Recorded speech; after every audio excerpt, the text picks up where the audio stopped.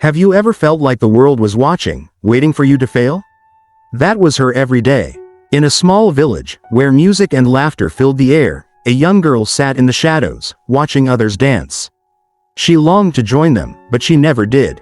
She was born with a limp, and every time she tried, the other children mocked her. "You don't belong here," they would whisper. So, she learned to stay silent, to shrink into the background, to pretend she didn't care. But in the quiet of the night, when no one was watching, she would close her eyes and imagine herself dancing, free, graceful, unafraid. One evening, a traveling performer arrived in the village. He played his flute as the villagers gathered. But while others danced, he noticed her, the girl who only watched.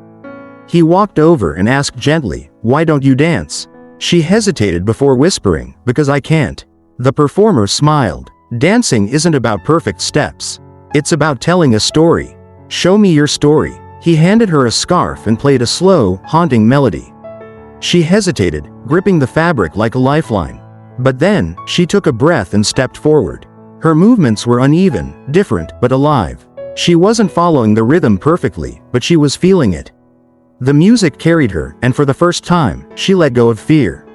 The room fell silent. The same children who once mocked her now stared in awe. She wasn't just dancing, she was speaking without words. The performer stayed for weeks, teaching her not to hide her differences but to embrace them. And as her confidence grew, so did her audience.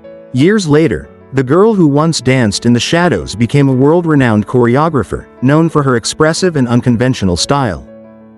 In her memoir, she wrote, "The world told me I couldn't dance. But I learned that true art isn't about fitting in, it's about standing out." And sometimes, what makes us different is exactly what makes us unforgettable. Because the most beautiful stories aren't told in perfect steps. They are told in the courage to move, despite the odds.